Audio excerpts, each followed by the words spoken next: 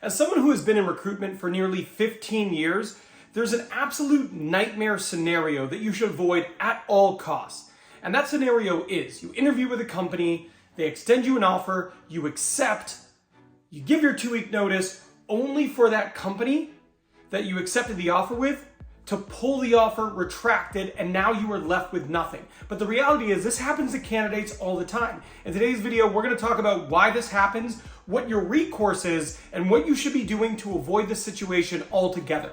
Let's go.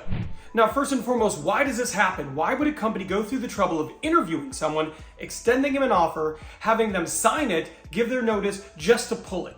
Well, it happens all the time, and it happens primarily for two reasons. Now, the first reason is the company needs change. Now, if you ask me, this is incredibly selfish. For a company to go, oh, I'm sorry, I know we disrupted your entire life, but our needs have changed, that is a terrible practice.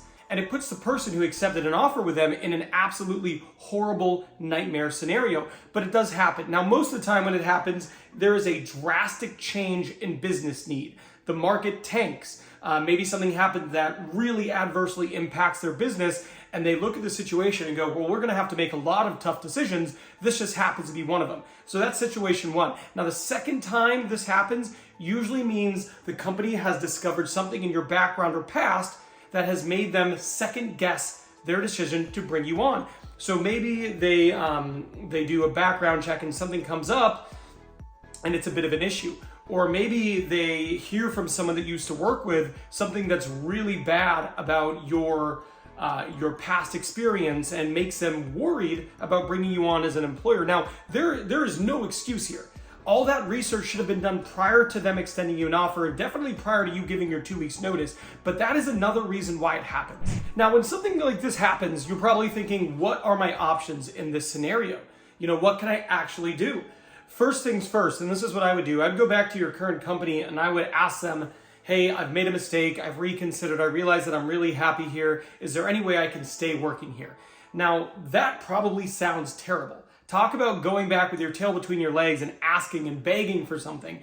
But honestly, it's probably your best option because your second option is you don't have any other options. You don't have any legal recourse. You can't go to sue the company. You can't force them to bring you on. If they retract an offer, they're not going to change that decision. It is now gone. It is off the table.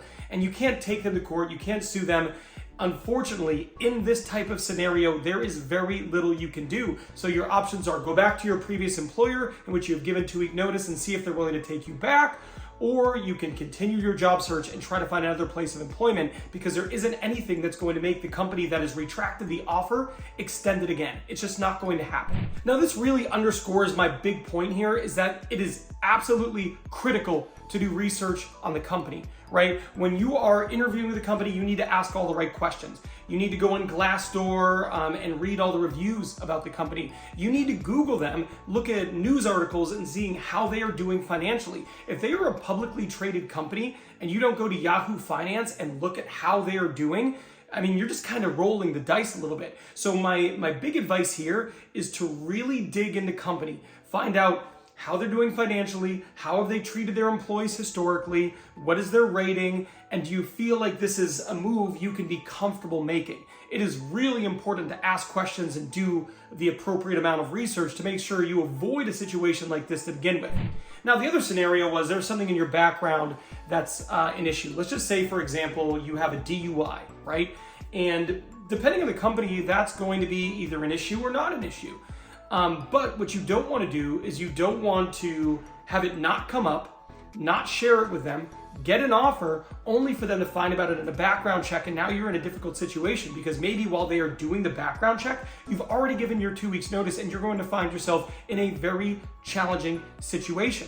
Maybe you fail a drug test, right? So these are things where it's like, you need to own this part of it. So if I was in that situation, there was something that might come up on a background check, I would honestly bring it up in the interview process and say, hey, just want to be upfront with this. This is something that's happened in my past. It was a bad mistake. I've learned a lot since then. I haven't had any things like this before, but I just want to be upfront with you. That's a good way to address it. And if you are going to fail a drug test, that is a problem. You do not need to be interviewing and leaving your current employer because you're rolling the dice. That means they could absolutely extend an offer only to retract it when that happens. Now, I just said one of the most powerful things you can do is ask great questions in your interview to understand, might this happen? It's one of the reasons why I made a video like this. This video here is 5 powerful questions you can ask in your interview to understand the company culture. Is it a good company culture? Is it a bad company culture? Because finding out how they treat their employees is definitely linked to how they might treat you as a candidate. A company that really values its people isn't going to be the kind of company that pulls an offer out from under you. So I am done here, but my recommendation is to go watch this video here.